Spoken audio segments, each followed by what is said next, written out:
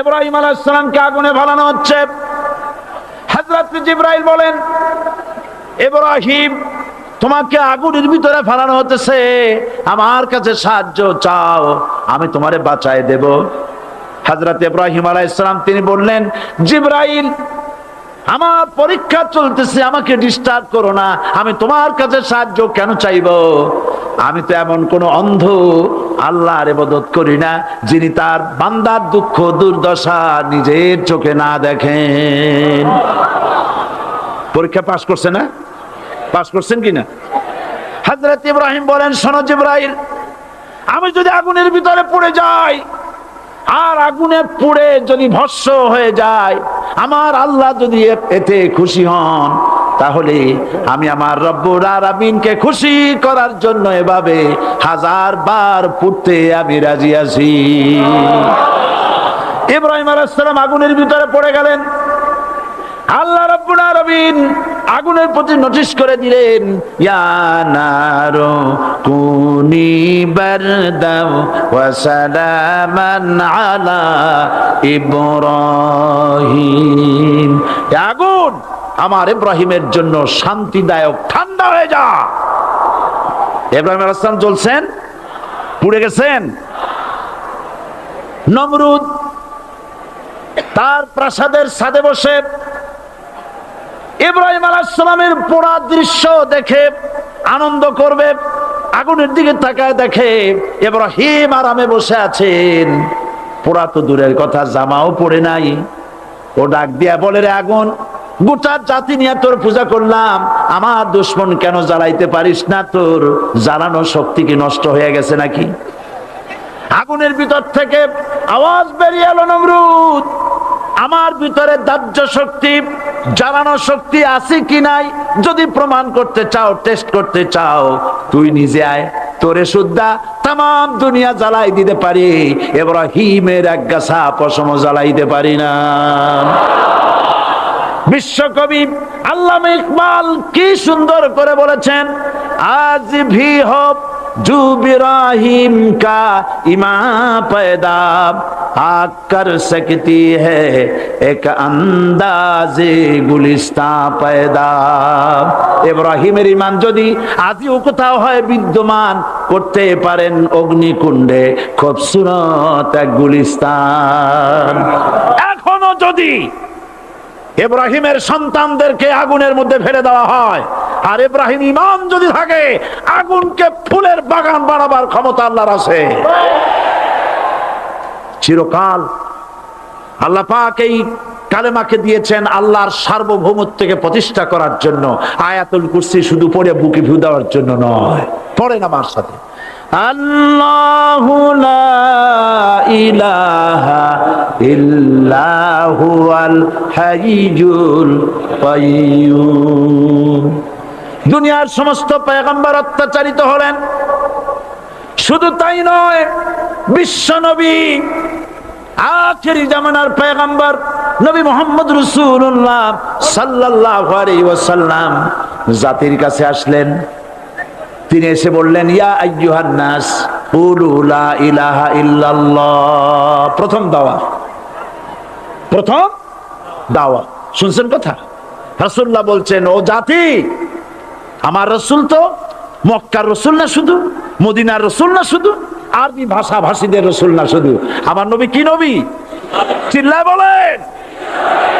তাই তিনি বলেছেন, ও বিশ্বের মানবতা, বিশ্বের মানব গোষ্ঠী, যদি মুক্তি পেতে চাও, নাজাত পেতে চাও, উচ্চারণ করো, বিশ্বাস করো, আমল করো, বলো লা ইলাহা ইল্লাল্লাহ। জোরে পড়েন, লা ইলাহা ইল্লাল্লাহ, লা ইলাহা ইল্লাল্লাহ মুহাম্মাদুর রাসূলুল্লাহ। আবু জাহেল বুঝছিল কলেমার অর্থ? কথা বলেন না কেন? আবু জাহেল বুঝছিল? উতবা, সাইবা, মুগিরার গোষ্ঠীরা বুঝছিল? বুঝেছে। তারপরে তারা চিন্তা করলো যে সর্বনাশ তো করছে, লা ইলাহা, কোন ইলাহা নাই, আইনদাতা নাই, বিধানদাতা নাই, তাহলে আমরা কি ঘরে বসে বসে কি করব? উনি নতুন একজন ইলা নিয়ে আসছে, আল্লাহ ছাড়া কোন ইলা নাই, তাহলে আমাদের কাজটা কি? প্রথমে তারা চেষ্টা করলো যে একটু দেখি নরম নরম ভাবে হয় নাকি। চলে গেল আবু তালেবের কাছে, আসে না দিছে, বললো আবু তালেব তুমি তো কুরাইশদের নেতা, তোমার ভাইয়ের ছেলে কয়টাই কি? কি আশ্চর্যজনক কথা, লা ইলাহা ইল্লাল্লাহ, আল্লাহ ছাড়া কোন ইলাহ নাই, তা আমরা করব কি? তোমার ভাতিজাকে বুঝাও লা ইলাহা ইল্লাল্লাহর দাওয়াত বন্ধ করে দিক, এর বিনিময়ে টাকা লাগে টাকা দেব, সোনা লাগে সোনা দেব, যত সুন্দরী মেয়ে চায় তাও দেব, নেতৃত্ব চায় তাও দেব, তবু যেন কালেমার দাওয়াত না দেয়। আসিনেকা হাদিসে আছে কিনা? নবীজি যখন বাড়ি ফিরলেন, চাচা আবু তালেব নিজের কলিজার টুকরা সন্তান হযরত জাফর আলীর চাইতে তিনি ভালোবাসতেন কলিজার মতো করে মুহাম্মদ সাল্লাল্লাহু আলাইহি সাল্লামকে। বলছে বাবা এমন কথা কেন বলো যাতে লোকেরা খেপে যায়, এই কথাগুলি বলো না, ওরা আমার কাছে এই সব প্রস্তাব দিয়ে গিয়েছে। রাসূলুল্লাহ প্রস্তাব শুনে এগ্রি করলেন? জি। আমার নবী বলেন, ও আমার চাচা আবু তালেব প্রস্তাবকারীদেরকে শুনিয়ে দিন। হুজুরের সাথে তখন অনেক লোকজন নাকি, অনেক অস্ত্রপাতি, কিচ্ছু নাই, আল্লাহর শক্তি ছাড়া কিছুই নেই। আমার নবী বলেন, ও আমার চাচা আবু তালেব প্রস্তাবকারীদেরকে শুনিয়ে দেন, যেটা দেওয়া সম্ভব সেটা তো দূরের কথা, যেটা দেওয়া সম্ভব নয় তাও যদি তারা দিতে পারে আমারে, যেমন আকাশের সূর্যটা ধরে এনে ওরা যদি আমার ডান হাতে তুলে দেয়, আকাশের পূর্ণিমার চাঁদটা ধরে যদি বাম হাতে আমার তুলে দেয়, এর বিনিময়ে এক মুহূর্তের জন্য তাওহীদের দাওয়াত আমি বন্ধ করে দেব না। সুবহানাল্লাহ।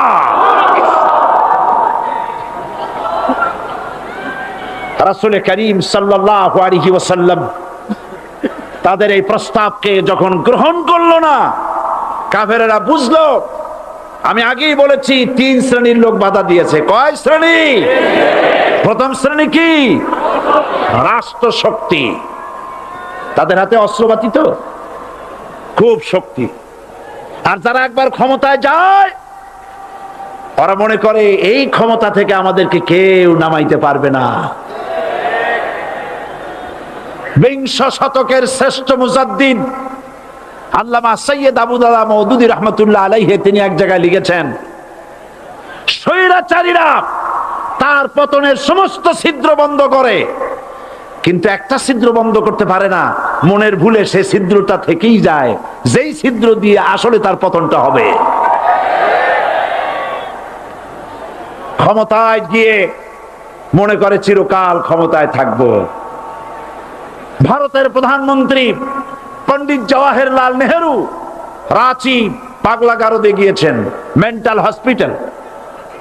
পাগলেরা নেহেরুকে দেখে আশ্চর্য হয়ে গেছে, এত সুন্দর মানুষ, মাথায় কিস্তি টুপি, গায়ে শেরওয়ানি, মুসলমানি ড্রেসই আলাদা, যদিও তিনি হিন্দু ছিলেন, পরেছেন মুসলমানি ড্রেস।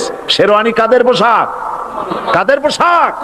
হাতে ছড়ি নিয়ে হাঁটা, স্টাইল করে, সুন্দর পাজামা, সুন্দর টুপি, সুন্দর সাজসজ্জা করে, মুসলমানদের ড্রেস।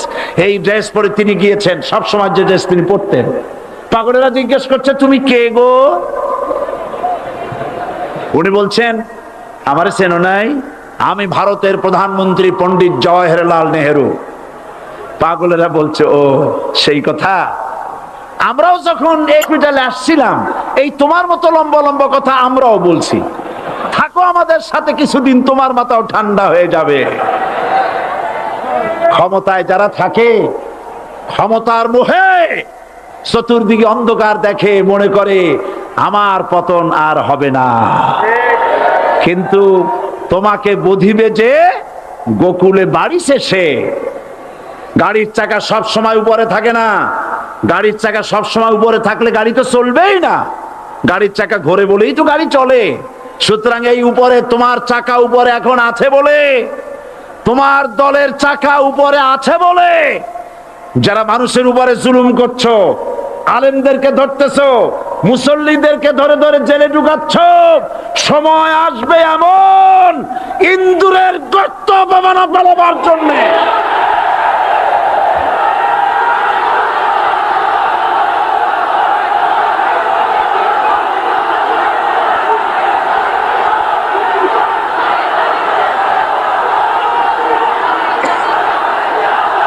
আবু জাহেলের গোষ্ঠী, আবু জাহেলের গোষ্ঠী মনে করেছে সোজা আঙ্গুলে ঘি যখন উঠলো না, আঙ্গুল বাঁকা করতে হবে। শুরু হয়ে গেল অত্যাচার, শুরু হয়েছে না? হযরত সুমাইয়া রাদিয়াল্লাহু তাআলা আনহা কি নির্মম ভাবে, নিষ্ঠুর ভাবে তাকে শহীদ করা হলো। খাব্বাব, হুবাইব, হযরত খাব্বাব রাদিয়াল্লাহু তাআলা আনহুকে দেখে হযরত ওমর একদিন বলছিলেন, খাব্বাব তোমার পিঠে এত গর্ত কেন? এত গর্তওয়ালা পিঠ আর এত চিকুন কোমর আমি তো জীবনেও দেখিনি। হযরত খাব্বাব বলেছেন, ওমর জানো না, ইসলাম কবুল করার অপরাধে, কালেমা পড়ার অপরাধে কাফির বেঈমানেরা আমাকে মারধর করেছে। যখন আমি তাদের মারে কালেমা ছাড়ি নাই, তখন আগুন জ্বালায়া আগুনের আংটার উপরে, আংটা আগুনের উপরে আমাকে চিৎ করে শোয়ায়া, আমি যেন নড়াচড়া করতে না পারি সেজন্য আমার বুকের উপরে পাথর চাপা দিয়ে রেখেছে। আগুনে গোশত পুড়ে পুড়ে আগুন ভিতরে ঢুকেছে, গায়ের রক্ত আর চর্বি গলে গলে পড়ে আগুনগুলো নিভেছে। ওই পিঠে যে গর্ত হয়েছে আজও পর্যন্ত সেই গর্ত মিটে যায় নাই। হযরত খাব্বাব রাদিয়াল্লাহু তাআলা আনহু বলছেন, বুখারী শরীফে হাদিসে ভাবে এসেছে, ওয়ান খাব্বাব বিন আরিত রাদিয়াল্লাহু তাআলা আনহু আন্নাহু ক্বাল শাকাউনা ইলা রাসূলিল্লাহি সাল্লাল্লাহু আলাইহি ওয়াসাল্লাম ওয়া হুয়া মুতাওয়াসসাদুন বুরদাতুন লাহু ফি জিল্লিল কাবা। আমি গেলাম রাসূলুল্লাহর কাছে, যে দেখি হুজুর বাইতুল্লাহ শরীফের ছায়ায় আরাম ফরমাচ্ছেন। আমি কাছে গিয়া বললাম, আলা তাস্তানসিরু লানা আলা তাদউ লানা ইয়া রাসূলুল্লাহ, হে রাসূল আপনি কি আমাদের জন্য দোয়া করবেন না?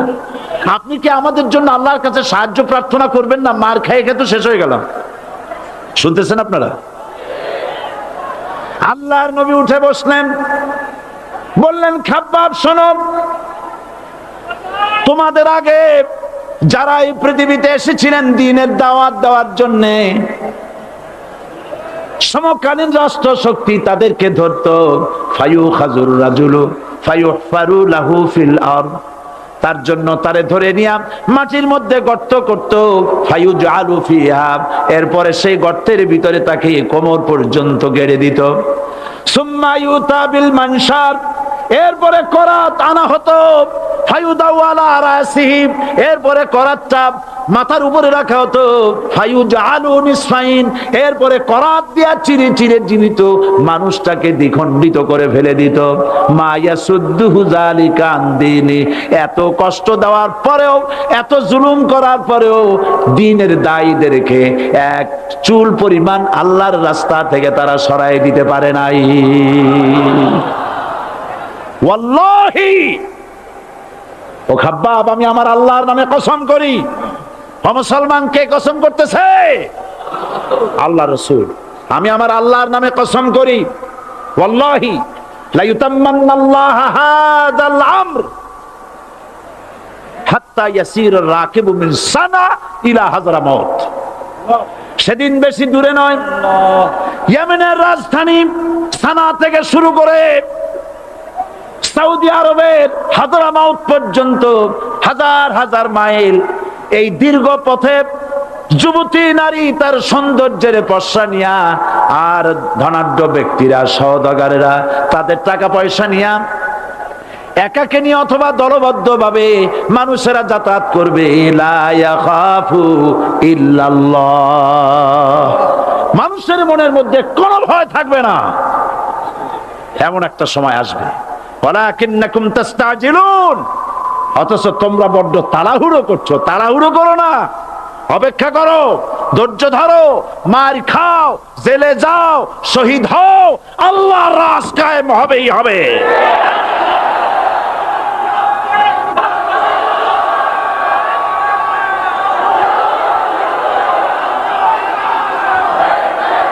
বিল্ডিং থেকে শিক্ষা গ্রহণ করুন।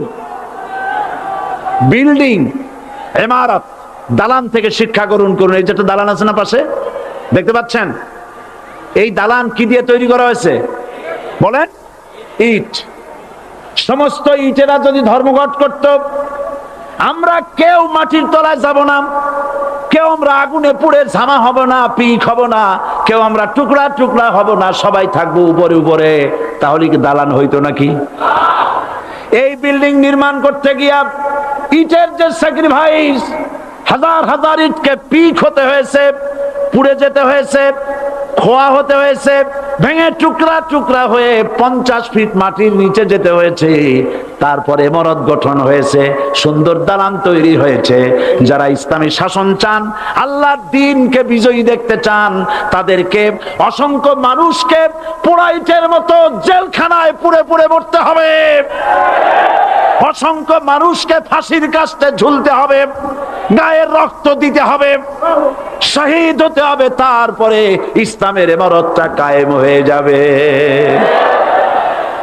শায়ের কবি কি সুন্দর করে বলছেন, কবি সুন্দর করে বলছেন, ये शहादत गाहे उल्फत में कदम रखना, ये शहादत गाहे उल्फत में कदम रखना, लोग समझते हैं आसा है मुसलमान होना।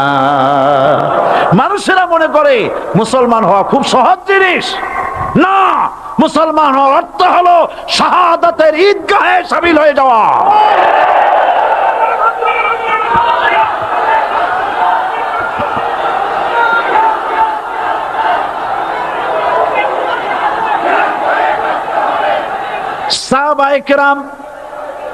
সাহাবায়ে কেরাম মার খেলেন, এবার স্বয়ং আল্লাহর নবীর গায়ে হাত তুলল। আবু জাহেল এসে হুজুরকে মারলেন, গলায় চাদর দিয়া এমন জোরে টান মেরেছে, রাসূলুল্লাহ পড়ে গিয়েছেন। হাদিসে এসেছে হুজুরের চোখ মোবারক ঠিকরে পড়ে যেতেছে, চেহারা মোবারক লাল হয়ে গিয়েছে, জমিনের উপর আছাড় মেরে ফেলেছে। রাসূলের এই অবস্থা দেখে হযরতে হামজা তখনও কাফের ছিলেন, শিকার থেকে এসে তিনি এই দৃশ্য দেখলেন, দাসীর মুখে শুনলেন, ছুটে চলে গেলেন আবু জাহেলের বাড়িতে। যায় বলে, আবু জাহেল রে, তুই মুহাম্মদ সাল্লাল্লাহু আলাইহি ওয়াসাল্লাম মেরেছিস, বল কেন মারলি? এমন ভালো মানুষ তো জীবনে চোখে দেখি নাই, যিনি কোনো মিথ্যা কথা বলেন না, ভালো ভালো কথা বলেন, এক আল্লাহর গোলামি করার জন্য বলেন। এই সব ভালো কথা বলার জন্যই তুই তারে মারলি নাকি? আরে আবু জাহেল, তুই কি মনে করেছিস মুহাম্মদ সাল্লাল্লাহু আলাইহি ওয়াসাল্লাম তার পিতা আব্দুল্লাহ মারা গেছে বলে মুহাম্মদ সাল্লাল্লাহু আলাইহি ওয়াসাল্লাম এতিম হয়ে গেছে মনে করেছিস নাকি? জেনে রাখ, মুহাম্মদ সাল্লাল্লাহু আলাইহি ওয়াসাল্লামের পিতা আব্দুল্লাহ মারা গেছে, কিন্তু চাচা হামজা তো মরে যায় নাই। হাতের ধনুক দিয়া এমন জোরে আঘাত মারলেন, আবু জাহেলের মাথা ফেটে রক্ত ফিনকি দিয়ে বেরিয়ে এলো। হযরতে হামজা ঘরে ফিরে এসে রাসূল করিম সাল্লাল্লাহু আলাইহি ওয়াসাল্লামের মস্তক মোবারক কোলে উঠায় নিলেন আর বললেন, বাবা, তোমাকে মেরেছে বলে আমি আবু জাহেলের মাথাটা ফাটায় দিয়ে আসছি, তুমি খুশি হও। হুজুর বলছেন, চাচা, কার মাথা ফাটাইছো এইটা বলে আমারে খুশি করতে পারবা না। হযরতে হামজা বলেন, তুমি কি হলে খুশি হবে? হুজুর বলেন, হামজা চাচা গো, আমি খুশি হব যদি একটিবার চাচা তোমার মুখে শুনতে পাই ঈমানের কালেমা। হযরতে হামজা বলেন, মুহাম্মদ সাল্লাল্লাহু আলাইহি ওয়াসাল্লাম, আমি বুঝতে পেরেছি তুমি কোনো সাধারণ মানুষ নয়। সাধারণ মানুষ হলে পরে তুমি প্রতিশোধে বিশ্বাসী হতে, খুশি হতে। প্রতিশোধে বিশ্বাসী হও নাই, তুমি অবশ্যই আল্লাহর নবী, কোনো সন্দেহ আমার নাই। তুমি সাক্ষী থাকো, আমি পড়ে নিলাম, লা ইলাহা ইল্লাল্লাহু মুহাম্মাদুর রাসূলুল্লাহ। জোরে পড়ে, লা ইলাহা ইল্লাল্লাহু মুহাম্মাদুর রাসূলুল্লাহ। ঘাবড়াবার কারণ নাই। এর অর্থ এই নাই যে আপনারা কালেমার দাওয়াত দিবেন আর রাষ্ট্রশক্তি আপনারে পিটাইতেই থাকবে, আপনার কোনদিন আপনার সুদিন ফিরে আসবে না। বিষয়টা কি এমন না? আমার আল্লাহর ওয়াদা শুনুন, ওয়ালা তাহিনু ওয়ালা তাহজানু ওয়া আনতুমুল আলাউনা ইন কুনতুম মুমিনিন। মুমিন যদি হও আমি তোমাদেরকে বিজয় দান করব। সুবহানাল্লাহ বলেন। আজ যদি আমাদের উপরে বিপদ এসে থাকে তাহলে তার একমাত্র কারণ পূর্ণাঙ্গ ঈমানের অভাব আমাদের মধ্যে রয়েছে, ঠিক কিনা? আজ পৃথিবীতে সব থেকে মার খায় কারা? চিল্লায় বলো। আলজেরিয়ায় কারা? বসনিয়ায় কারা? চেচনিয়ায় কারা? প্যালেস্টাইনে কারা? আহা, প্যালেস্টাইনের মুসলমানদেরকে মেরে মেরে শেষ করে দিল। দেখছেন ছবিতে না? দেখেন না?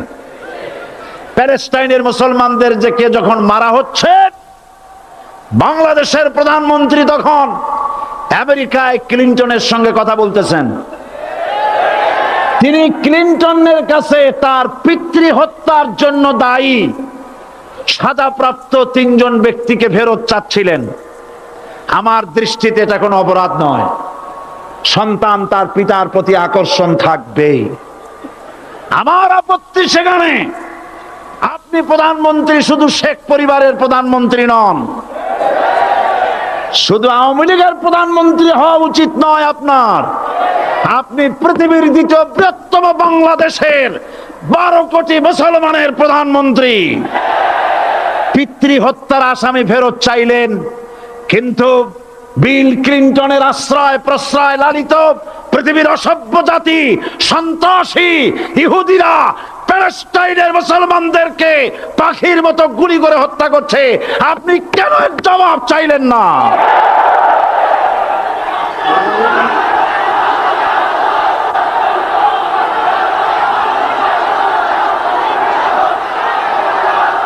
জবাব জবাব আপনি চাইতে পারবেন না, কারণ মুনাফিকদের সাহস হয় না, সাহস হয় মুমিন ব্যক্তির। বিল ক্লিনটনকে বলা দরকার ছিল, এই ইসরায়েলকে তোমরাই বসিয়েছো, মধ্যপ্রাচ্যের বিষ ফোড়ায় পরিণত করেছো তোমরা। তবে হ্যাঁ, যুরিবাত আলাইহিমুজ জিল্লাতু ওয়াল মাসকানা ওয়া বাউ বিগাদাবিন মিনাল্লাহ। আল্লাহর গজব আসবে, ইহুদিরা পৃথিবী থেকে নিশ্চিহ্ন হবেই হবে ইনশাআল্লাহ। দেখেছেন তাকায়া প্যালেস্টাইনে ইসরায়েলিরা হেলিকপ্টার, গানশিপ, কামান, বোমা নিক্ষেপ করছে, আর প্যালেস্টাইনের শিশু কিশোর যুবকেরা ইহুদিদের নিক্ষিপ্ত বোমা আর কামানের মোকাবেলা করতেছে পাথর দিয়ে। আমি আমার অন্তরের অন্তঃস্থল থেকে ধন্যবাদ জানাই, মোবারকবাদ জানাই খালিদ বিন ওলীদের উত্তরসূরি, খাব্বাব খোবাইবের উত্তরসূরি প্যালেস্টাইনের ওই সব যুবকদেরকে যারা কাফের বেঈমান ইহুদিদের মোকাবেলা করতেছে ইট আর পাথর দিয়ে। আর আমি আমার অন্তরের অন্তঃস্থলের সমস্ত ঘৃণা দিয়ে আমি ধিক্কার জানাই পৃথিবীর মুসলিম শাসকদেরকে, যারা মুসলমানদের মার দেখে চুপ করে যারা বসে আছে।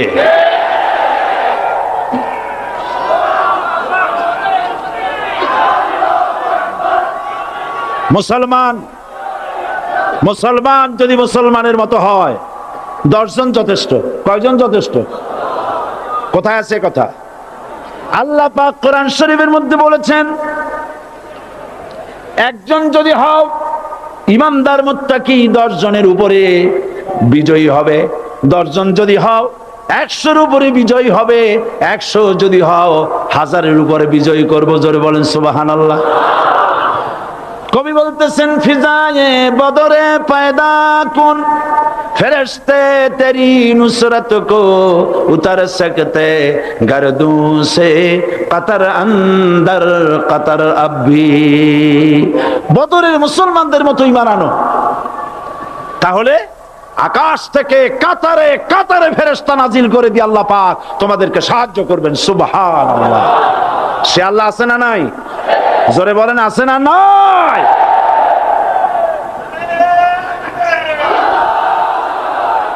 সেই আল্লাহ রাব্বুল আলামিন কোরআনে কারীমের ভিতরে আয়াতুল কুরসির মধ্যে বলে দিয়েছেন আল্লাহু লা ইলাহা ইল্লা হুয়াল হাইয়ুল কাইয়্যুম। প্রাণ খুলে সবাই পড়েন, বসা মানুষ দাঁড়ানো মানুষ। আল্লাহু লা ইলাহা ইল্লা হুয়াল হাইয়ুল কাইয়্যুম। আল্লাহ রাব্বুল আলামিন, তিনি ছাড়া কোনো ইলাহ নাই, তিনি সার্বভৌমত্বের মালিক, কেউ নাই আল্লাহ ছাড়া। এই কথা মানুষকে ঘোষণা করতে হবে। বাধা, এই কথা বললেই বাধা দেবে কয় শ্রেণীর লোক? 3 শ্রেণী। প্রথম শ্রেণী হচ্ছে কে? রাষ্ট্রশক্তি। আজও তারা বাধা দিচ্ছে। আল্লাহর আইন দিয়ে দেশ চালাও, তারা তাদের মন মর্জি মোতাবেক আইন দিয়ে দেশ চালাবে। আল্লাহ পাক বলছেন আলা আলাহুল খালকু ওয়াল আমরু, সৃষ্টি যার, আইন চলবে তার। কারো বাবার আইন চলতে পারে না, নিজেদের তৈরি করা আইন চলবে না। ইনিল হুকমু ইল্লা লিল্লাহ, একমাত্র আইন চলবে কার? এই আইন রাসূল করিম সাল্লাল্লাহু আলাইহি ওয়াসাল্লাম মদিনায় কোরআন দিয়ে প্রতিষ্ঠিত করেছিলেন। আল্লাহর বিধান, আল্লাহর সার্বভৌমত্ব কায়েম করেছিলেন। কোরআন সংবিধান হলো, চুরি বন্ধ হলো, ডাকাতি বন্ধ হলো, জেনা বন্ধ হলো, হত্যা বন্ধ হলো, ধর্ষণ বন্ধ হলো, সব কিছু বন্ধ হয়ে গিয়ে মুসলমানেরা শান্তি লাভ করলো, পৃথিবীর মানুষ শান্তি লাভ করলো। সুবহানাল্লাহ বিহামদিহি। আজ মুসলমানেরা শত্রু চেনে না, বন্ধু চেনে না। বন্ধুকে বানায়েছে শত্রু, শত্রুকে বানায়েছে বন্ধু। কে বন্ধু কে শত্রু চিনাই দিবেন কে? আল্লাহ। বলেন কে দিবেন? আল্লাহ রাব্বুল আলামিন কোরআনে কারীমের মধ্যে পরিষ্কার করে বলেছেন লাতাজিদান্না শাদ্দান নাসি আদাওয়াতান লিল্লাযিনা আমানুল ইয়াহুদা ওয়াল্লাযিনা আশরাকু। আল্লাহ পাক বলছেন, হে রাসূল, মানুষের ভিতরে 2টা শ্রেণী মুমিনদের জন্য সব থেকে জঘন্য দুশমন। কয়টা শ্রেণী? 2টা। একটা হলো ইহুদ, আর একটা হলো মুশরিক। একটা হলো ইহুদি, আর একটা হলো মুশরিক। এটা হলো তোমাদের দুশমন। আর আজ আমাদের দেশে, পৃথিবীর বিভিন্ন দেশে মুসলমানেরা মুশরিকদের সঙ্গে সম্প্রীতি বাড়াচ্ছে, মুসলমানদের সাথে শত্রুতা বাড়াচ্ছে। আজ আমার দেশে পূজা পার্বণে বাধা নাই। পূজা পার্বণে বাধা আছে? পূজা পার্বণে বাধা নাই। বাধা কোথায়?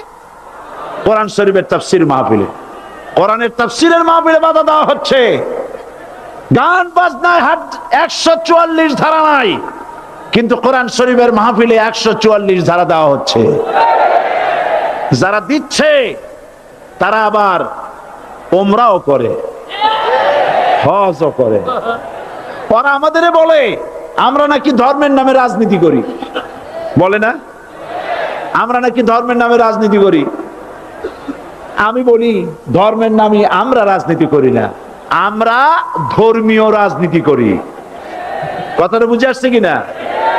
ধর্মের নামে রাজনীতি তো সেই ব্যক্তি করে 1996 সনের নির্বাচনের আগে যিনি মাথায় পট্টি বেঁধেছিলেন, যিনি শপথ গ্রহণের সময় হাতে তসবিহ পড়েছিলেন। ধর্মের নামে রাজনীতি তিনি করেছেন। আজ অনেকগুলি ডিগ্রি পেয়েছেন তিনি, অনেকগুলি ডিগ্রি পেয়েছেন। কয়টা? মুখস্থ হয়ে গেছে আপনাদের। শকুনেরা, শকুন যদি গরুর গোশত কিনে খাওয়া লাগতো, 80 টাকা কেজি দরে শকুনে এত গোশত কিনে খাইতে পারতো না। লেখাপড়া করে যদি ডিগ্রি নেওয়া লাগতো, এত ডিগ্রি কপালে জুটতো না। পয়সা দিয়া ম্যানেজ করা ডিগ্রি, কিন্তু 9টা নিলে কি হবে? আসল ডিগ্রিটা এখনো বাকি আছে। আসল ডিগ্রি কোনটা? নির্বাচনের আগে পট্টি বেঁধে তসবিহ নিয়ে গোটা জাতিকে যে সফলভাবে প্রতারণা করতে আপনি পেরেছিলেন মহা প্রতারক হিসেবে, সেই ডিগ্রি আগামী নির্বাচনের মোক্ষম সময় জনগণ আপনার গলায় পরায় দেবে।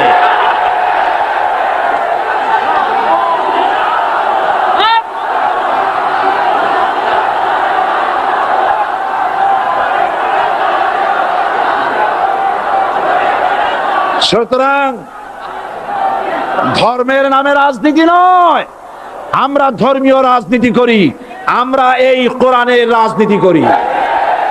এই কোরআন নিয়ে বাঁচতে চাই, এই কোরআন নিয়ে মরতে চাই। এই কোরআন থেকে আমাদেরকে বিচ্ছিন্ন করতে চায় কাফের, বেঈমান, মুশরিকেরা।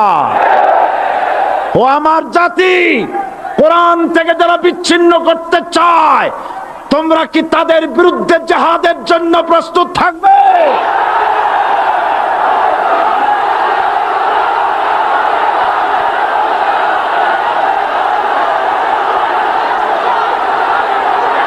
বসেন, বসেন, বসেন,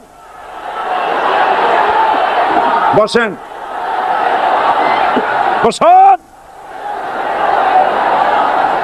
আমি বুঝতে পেরেছি বিষয়টা কি। আসরের পরের থেকে বসা তো, সুযোগ পাইয়া খাড়া হইয়া কোমর সোজা করলেন। বসেন, সবাই বসেন, কোমর সোজা হয়ে গেছে, বসেন।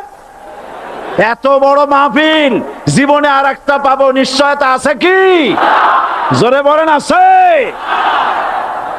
আজ আমাকে কথা বলতেই হবে ইনশাআল্লাহ, কারণ আগামীতে আবার আপনাদের সাথে দেখা হবে কিনা আমি জানি না। কথা বলতেই হবে। বসেন, কেউ দাঁড়িয়ে থাকবেন না।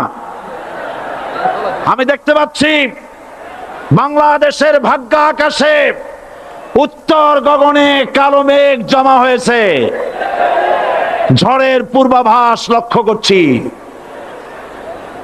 যদি মোকাবেলা করতে না পারেন সক্ষম ভাবে, এমন অন্ধকার গাঢ় কালো অমাবস্যার রাত আসতে পারে যার সুবে সাদে খাওয়া অসম্ভব। সুতরাং আপনারা কি কাপুরুষের মতো কাফের মুশরিকদের গোলামি করে মরতে চান? বিড়ালের মতো 500 বছর বেঁচে থাকার কোনো লাভ নাই। সিংহের মতো 1 ঘন্টা বাঁচতে চাই। আমাদেরকে বলা হয় সাম্প্রদায়িক উস্কানিমূলক কথা নাকি আমি বলি। পত্রপত্রিকা দিছে না তারা? সাম্প্রদায়িক উস্কানি কথা, সাম্প্রদায়িক উস্কানিমূলক কথা বলি, সেই জন্যই বোধহয় শত শত মুসলিম আমাদের কাছে এসে মুসলমান হয়। মানুষে আর বোকা বানানো যাবে না। যাবে কি? আর বোকা বানানো যাবে? তারপর বলছে কি? এরপরে বলছে, আমাকে বলছে রাজাকার। শুনে রাখো চট্টগ্রামের লক্ষ লক্ষ জনতা, পার্লামেন্টে যখন আমাকে এই কথা বলা হয়েছিল, আমার পার্লামেন্টের কলিগ জাফরুল্লাহ চৌধুরী সাহেব বসে আছেন এখানে, হ্যাঁ, জাফরুল ইসলাম চৌধুরী বসে আছেন পাশে, প্রধানমন্ত্রী সুদ্ধা, অন্তত 3 শতাধিক পার্লামেন্টের সম্মানিত সদস্যরা সেদিন বসা। 1997 সনের বাজেট বক্তৃতা যখন আমি করতেছিলাম, ডক্টর কুদরতে খোদা, নাম রাখছে কুদরতে খোদা, আসলে গজবে খোদা। এই লোকটি নাস্তিক, ইসলামের চূড়ান্ত দুশমন। তার প্রণীত শিক্ষা ব্যবস্থার যখন সমালোচনা করছিলাম, ট্রেজারি বেঞ্চ থেকে আমাকে বলা হলো রাজাকার। আমি আমার সমস্ত শক্তি একত্রিত করে বলেছিলাম, শুধুমাত্র হিন্দুস্তানের রাজাকারেরাই আমাকে রাজাকার বলতে পারে। আমি বলেছিলাম 1973 সন পর্যন্ত আমি বাংলাদেশের কোন রাজনৈতিক দলের নেতা এবং কর্মী ছিলাম না।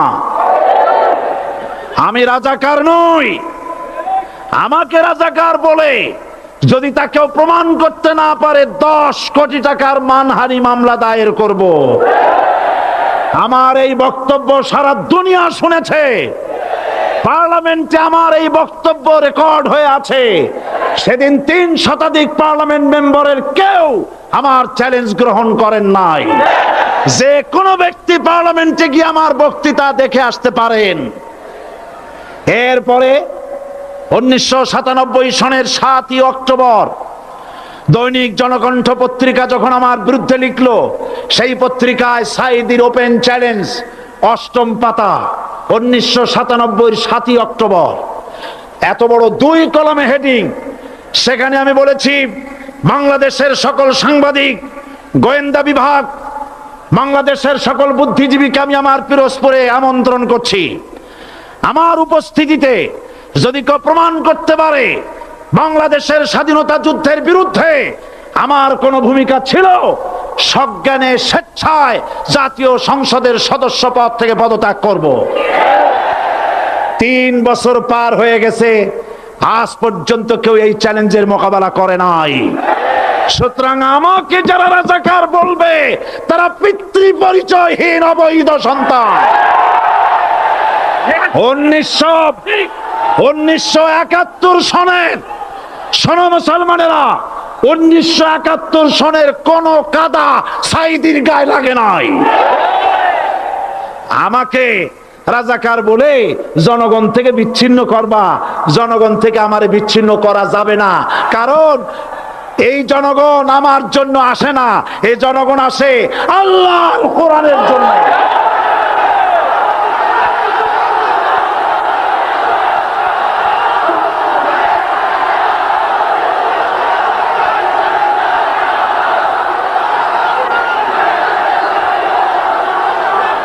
আজকে যারা ইসলামের কথা বলে, তারাই রাজাকার, তারাই মৌলবাদী।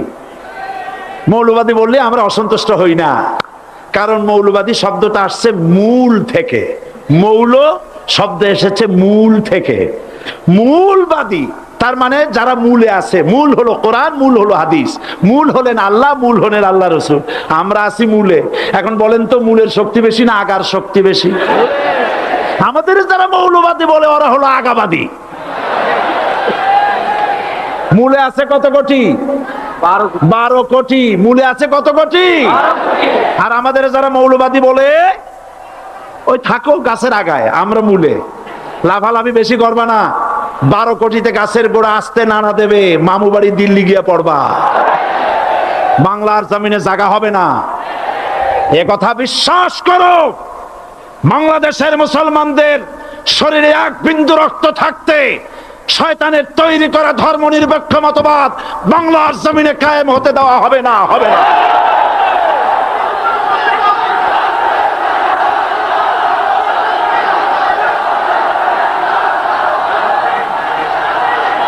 রাসূল করিম সাল্লাল্লাহু আলাইহি ওয়াসাল্লাম কোরআন প্রতিষ্ঠার জন্য আন্দোলন করেছিলেন।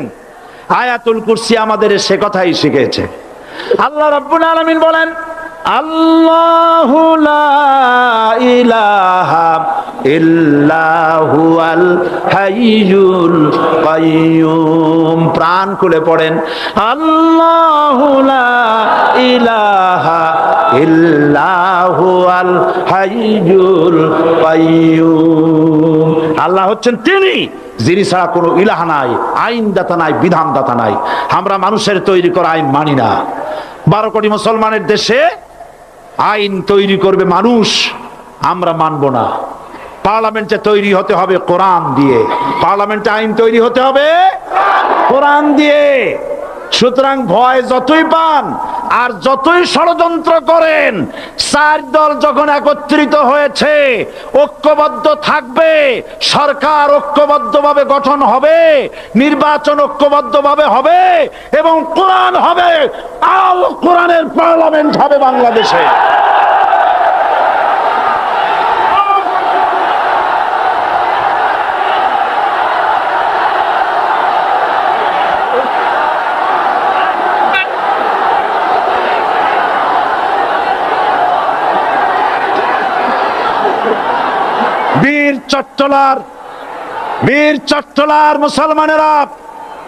বীর চট্টলার মুসলমানেরা স্বাধীনতার ঘোষণা, এই চট্টগ্রাম থেকে স্বাধীনতার মহান ঘোষক প্রেসিডেন্ট জিয়াউর রহমান সাহেব দিয়েছিলেন। এই চট্টগ্রাম থেকেই ইসলামী রাষ্ট্রের ঘোষণা হবে।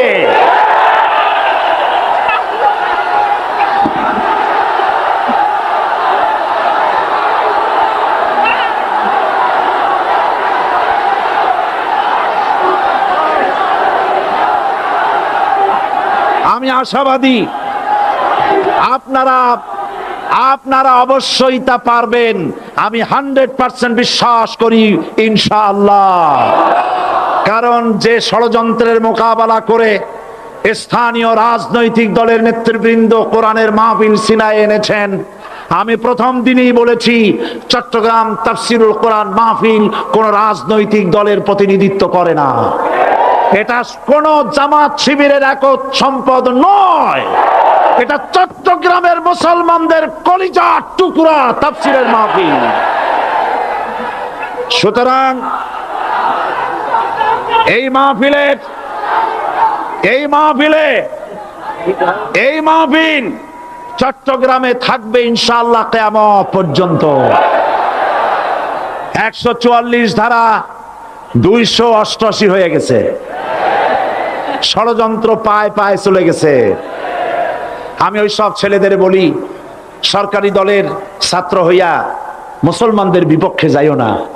এদেশের ভাগ হয়ে গেছে দুটো শিবির, বোঝাই যাচ্ছে। একদিকে ভারতের পা চাটা গোলাম নাস্তিক মোরতাদ শ্রেণীর বুদ্ধিজীবী এবং তাদের মদতপুষ্ট সরকার, আর একদিকে ইসলামী শক্তি, ইসলামী দল আর দেশ প্রেমিক জাতীয়তাবাদী শক্তি। একদিকে হিমালয় পাহাড় আর একদিকে সূচ ইঁদুর। আল্লাহ বিজয় দেবে মুসলমানদের। কাদের বিজয় হবে? বাংলাদেশে কোরআনের রাজ কায়েম হোক, তাকে আপনারা চান? কারা কারা চান? দু হাত উঁচু করে দেখান। দাঁড়াবেন না, দাঁড়াবেন না।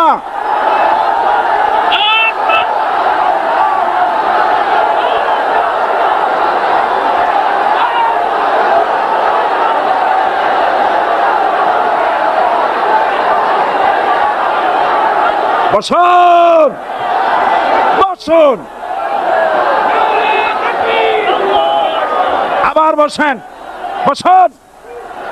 জোরে সরে জিকির করেন লা ইলাহা, আরো জোরে লা ইলাহা, লা ইলাহা,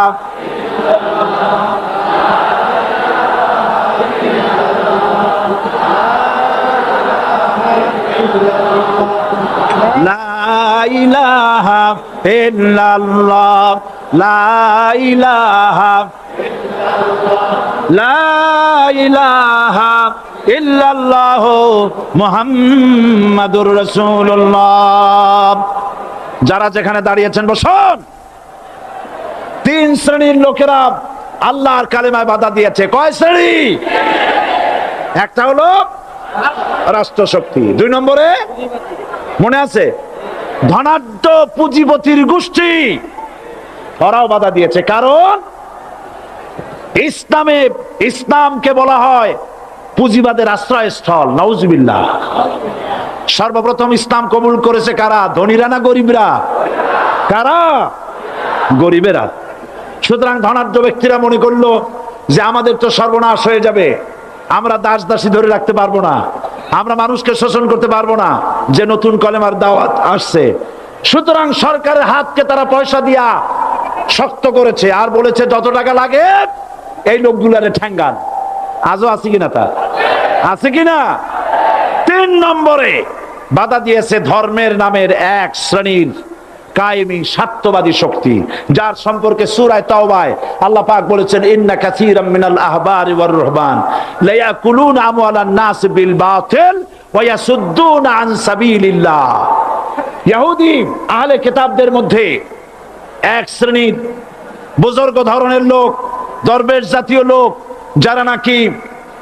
যারা নাকি মানুষের সম্পদকে বাতিল পন্থায় ভক্ষণ করে, ওয়াসুদ্দুনা আন সাবিলিল্লাহ, এবং আল্লাহর রাস্তায় চলার জন্য মানুষকে বাধা প্রদান করে। এত বড় বিশাল মাহফিলে আপনি দাঁড়ায়া কোন মানুষকে কষ্ট দিবেন না, জায়েজ নাই। মুসলমানদেরকে কষ্ট দেওয়া কবিরা গুনাহ। বুঝতে পেরেছেন? যে যেখানে দাঁড়িয়েছে আপনারা বসা মানুষেরা তাদেরকে বসায় দেন। সুতরাং এই কালেমার দাওয়াত যখন হযরতে মুসা আলাইহিস সালাম দিলেন, ফেরাউন বলল আমি তো জানি না যে আমি ছাড়া আরো কোন ইলা আছে, আইনদাতা তো আমি, তুমি নতুন কোথা থেকে আইনদাতা নিয়ে আসছো? ফিরআউন বলছে, দেখো আমারে বাদ দিয়া যদি অন্য কাউকে ইলাহ বলে তুমি মানো আর সেই শিক্ষা যদি যে জাতিকে দাও, তাহলে আমি তোমাকে ধরে লাআজআলান্নাকা মিনাল মাসজুনিন, আমি তোমাকে কারারুদ্ধ করব, আমি তোমাকে জেলখানায় ঢুকিয়ে দেব। রাষ্ট্রশক্তি প্রথম বাধা দিল কারা বলেন সবাই? সেই বাধা কি ওখানে শেষ হয়েছে না এখনো আছে? আছে কিনা জোরে বলেন। আমি তোমাকে জেলখানায় ঢুকাবো। হযরত মুসা আলাইহিস সালাম বলেন, ফিরআউন রে, জেলের ভয় আমি করি না, আমাকে জেলের ভয় দেখায়া লাভ নাই, আমি আল্লাহ পাকের পয়গম্বর হযরত মুসা আলাইহিস সালাম। ফিরআউনের দলবল আছে, লোক লস্কর আছে, তার অস্ত্রের অভাব নাই। আল্লাহ রাব্বুল আলামিন মুসা আলাইহিস সালামের কাছে একটা অস্ত্র দিয়া দিলেন। দিছিলেন কিনা? দিছিলেন কিনা? আল্লাহ পাক হযরত মুসা কি বলেছেন, ওয়া মা তিলকা বিয়ামিনিকা ইয়া মুসা, মুসা রে তোমার হাতে ওটা কি? মুসা আলাইহিস সালাম বললেন, এটা লাঠি। আল্লাহ পাক বললেন, ফেলে দাও লাঠি। লাঠি ফালায় দিলেন। কি হয়ে গেল? হিয়া হাইয়াতুন তাসআ, লাঠি হয়ে গেল। এখন লাঠি পড়ে সাপ হয়ে গেল। সাপ দেখে নবী হোক, ওলি হোক, সাহাবী হোক আর আলেম হোক, সাপ দেখলে ভয় করে না মানুষের? মুসা আলাইহিস সালাম ভয় পেয়েছে। আল্লাহ রাব্বুল আলামিন হযরত মুসাকে শোনায় দিলেন, খুযহা ওয়া লা তাখাফ সানুঈদুহা সিরাতাহাল উলা, খোঁজ ধরো, লা তাখাফ, ভয় পেও না। আল্লাহ বলছেন ধরো, ভয় পেও না। ধরার সঙ্গে সঙ্গে স্বাভাবিক অবস্থায় ফিরে আসবে, আবার লাঠি হয়ে যাবে। এখন আল্লাহ বলছেন ধরো। মুসা আলাইহিস সালাম কি ভয় পাওয়া উচিত হবে? উচিত হবে? মুসা আলাইহিস সালাম কি ভয় পাইছিলেন? কারণ হচ্ছে এই দুশমনের শক্তিটা খুব বড়ই দেখা যায়, মনে হয় যেন অনেক বড় কি জানি কি। আল্লাহ পাক বলছেন, ইন্না কাইদাশ শায়তানে কানা দাঈফা, শয়তানের চক্রান্ত যতই তুমি মনে করো অনেক ষড়যন্ত্রের জাল বিস্তার হয়ে আছে, আল্লাহ কয় কিছুই না, দাঈফা, অত্যন্ত দুর্বল। আল্লাহ পাক বললেন ধরো। মুসা আলাইহিস সালাম সাপ ধরলেন, সঙ্গে সঙ্গে লাঠি হয়ে গেল। ফিরআউন বরদাস্ত করলো না, রাষ্ট্রশক্তির পক্ষ থেকে আক্রমণ শুরু হলো। অপরাধ কি? মুসা আলাইহিস সালামের অপরাধ কি? কি অপরাধ? মাশাআল্লাহ, বুঝতে পেরেছেন। অপরাধ হচ্ছে তিনি বলেছেন লা ইলাহা, জোরে বলেন লা ইলাহা ইল্লাল্লাহ। এই কালেমাকে আজ আমরা ভিক্ষার বুলি বানাইছি। এটা হলো সার্বভৌমত্বের বুলি, এটা হচ্ছে আল্লাহ পাকের সার্বভৌমত্বের কথা। আজ আমরা মানুষের কাছে আমরা শুনি, মানুষেরা ভিক্ষা চায়, লা ইলাহা ইল্লাল্লাহ, এক মুঠ চাউল দেন, লা ইলাহা ইল্লাল্লাহ 10 খান পাই দেন। এই হচ্ছে কালেমার জিকির। আবার কেউ কেউ জিকির করতেছে লা ইলাহা আস্তে, ইল্লাল্লাহ জোরে, এমন জোরে কলব সাফ করে, কলব তাতে থাকলেও পারে গেলেও পারে। এই কালেমার জার, এর আঘাত পয়গম্বররা মেরেছেন। হযরত মুসা আলাইহিস সালাম যখন বলেছেন লা ইলাহা ইল্লাল্লাহ, এই ধাক্কা ফিরআউন বরদাস্ত করতে পারে নাই। দরিয়ায় নীলের ভিতরে আল্লাহ পাক ডুবাইয়ে শেষ করে দিয়েছেন, দেন নাই? হযরত মুসা আলাইহিস সালাম তার উম্মতেরা দরিয়ার পাশে বসে দ্বীনি কথাবার্তা বলতেছেন। এমন সময় ফিরআউন, তার শত্রু হচ্ছে মুসা আলাইহিস সালাম। শত্রু কেন? মুসা কি ফিরআউনের পাকা ধানে মই দিয়েছে নাকি? বলেন আপনারা। তার হালের গরু পিটায় মারছে নাকি? অপরাধ হলো তিনি আল্লাহর জমিনে আল্লাহর আইন প্রতিষ্ঠার কথা বলেছেন। এই শুধুমাত্র এই অপরাধে ফিরআউন তার দলবল নিয়ে 3 দিক থেকে আক্রমণ করেছে। মুসা আলাইহিস সালামের উম্মতেরা ভয় পেয়ে গেছেন। তারা বলছেন ইন্না লামুদরাকুন, আমরা পাকড়াও হয়ে গেছি। তিন দিকে সাঁড়াশি আক্রমণ, তিন দিকে শত্রু, একদিকে দরিয়া, পালাবার রাস্তা আছে? হযরত মুসা আলাইহিস সালাম ভয় পেয়ে গেলেন, সারেন্ডার করলেন না। হযরত মুসা আলাইহিস সালাম বললেন, কাল্লা, কখনো নয়, ভয় পাওয়ার কোনো কারণ নাই। রব্বি সায়াহদিন, অবশ্যই আমার রব আমার জন্য রাস্তা করে দিবেন। ভয় পাইও না, আমার রব রাস্তা করে দিবেন। আল্লাহ রাব্বুল আলামিন হযরত মুসা আলাইহিস সালামকে অর্ডার করলেন, হাতের লাঠি দিয়া দরিয়ার উপরে আঘাত করো। হযরত মুসা আলাইহিস সালাম দরিয়ার উপর আঘাত করলেন। রাস্তা ছিল দরকার একটার, এক বাড়িতে আল্লাহর হুকুমে লাঠি দিয়ে একটি আঘাত করার সঙ্গে সঙ্গে হযরত মুসার তার সঙ্গী সাথী দরিয়া পার হওয়ার জন্য দরিয়ার মধ্য দিয়ে আল্লাহ 12টা রাস্তা পয়দা করে দিলেন। সে আল্লাহ আছে না নাই? এত আসতে বলেন কেন? ভয় পাওয়ার কারণ আছে? রাষ্ট্র শক্তি বাধা দিয়েছে সমস্ত নবীদেরকে। কেন? নবীদের চরিত্র খারাপ? জোরে বলেন, নবীদের চরিত্র খারাপ? নবীদের চাইতে মাসুম, বেগুনাহ, উন্নত চরিত্রের মানুষ আল্লাহর আকাশের নিচের জমিনের উপরে আর হয় নাই। তোমরা যে সব নেতাদের পিছনে দৌড়াও, অমুকের সৈনিক, নেতা নেতা করে মরো, এইসব নেতা যাদের পিছনে দৌড়াও, এই নেতাগুলি, আমি জিজ্ঞেস করি আপনাদেরকে, এই নেতাগুলি জীবনে একবারও জেনা করে নাই? এ ব্যাপারে অনুসারীরা আপনারা কি নিশ্চিত? মিথ্যা কথা জীবনেও কয় নাই, প্রতারণা করে নাই, ঠাট্টা করে নাই, বিদ্রুপ করে নাই, মদ খায় নাই, মানুষ হত্যা করে নাই। কিসের নেতা? নেতা হচ্ছেন সেই ব্যক্তি যিনি বলেছেন, ও আমার স্ত্রীরা, ও আমার সাহাবীরা, রাতের আধারে আমার মধ্যে যা আচরণ দেখতে পাও, দিনের আলোতে আমার মধ্যে যা দেখতে পাও, সবগুলি খুলে খুলে মানুষের কাছে বলে দাও। তার নাম বিশ্বনবী মুহাম্মদ রাসূলুল্লাহ সাল্লাল্লাহু আলাইহি ওয়াসাল্লাম।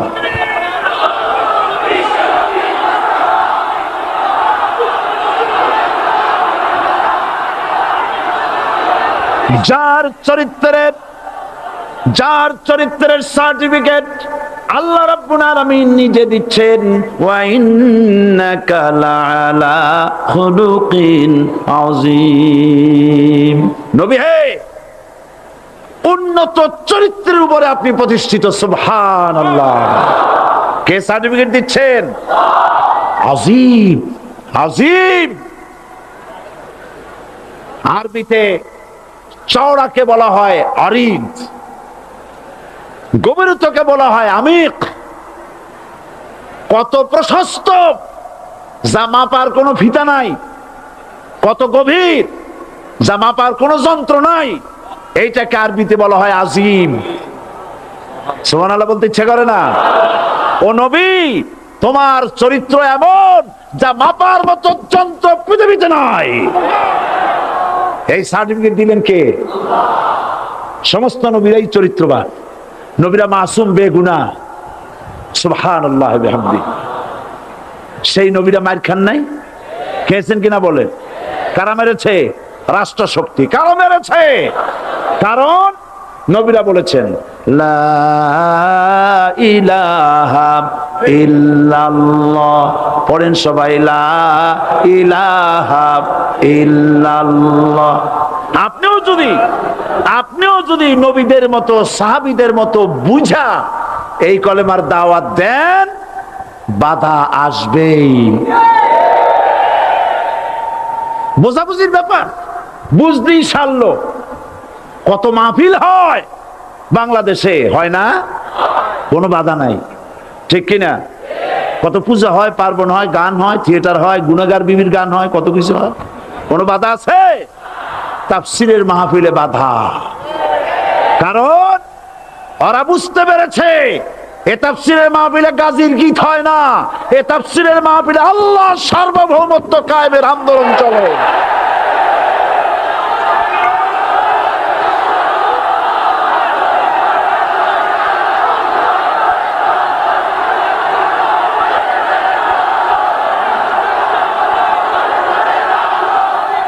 এবার দেখুন, এবার কলেমা বোঝেন, কালেমা বুঝুন।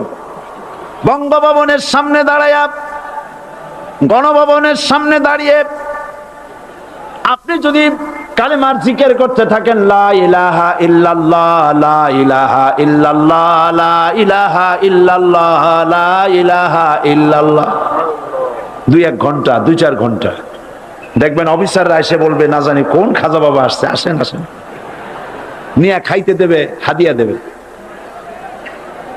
যেহেতু যিনি পড়তেছেন উনি বোঝেন না কি বলতেছেন, আর যারা দাওয়াত দিয়ে নিয়ে গেল ওরা টের পায় নাই যে কি কি শুনে দাওয়াত দিতেছে।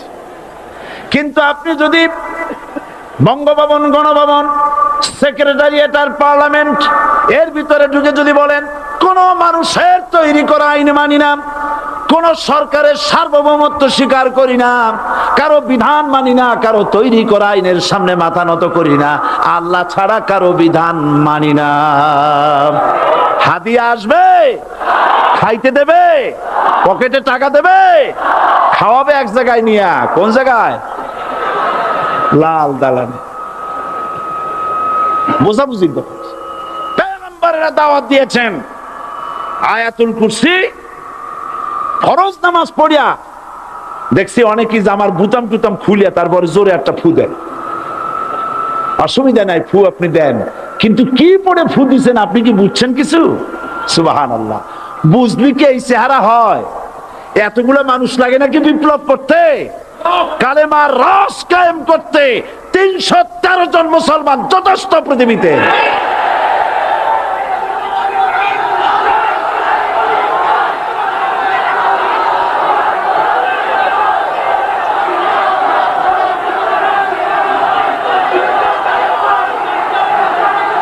আল্লাহ পাক কোরআনে কারীমের মধ্যে আল্লাহ পাক বলেছেন, এমন একজন নবী পাঠাই নাই, ইয়া হাসরাতান আলাল ইবাদ, বান্দার উপরে আফসোস। আহারে, কে বলতেছেন? আমার আল্লাহ। বলেন আমার আল্লাহ, তিনি আফসোস করছেন। আফসোস, একজন পয়গম্বর এমন পাঠাইলাম না, একজন রাসূল পাঠাইলাম না যার সাথে এরা ঠাট্টা করে নাই, বিদ্রুপ করে নাই, পাগল বলে নাই, মারে নাই।